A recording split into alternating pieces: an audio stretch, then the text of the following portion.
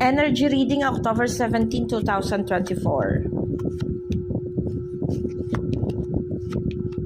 Okay.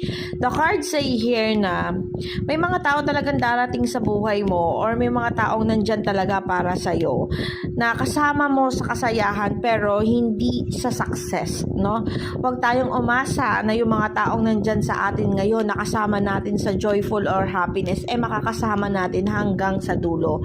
Minsan dumarating talaga yung time na pinaghihiwalay o pinagseseparate ng landas yung mga taong nakasama mo sa ngayon na hindi mo na makakasama sa susunod kasi they are just giving us to give a lesson, to learn something, no? Sabi dito, no?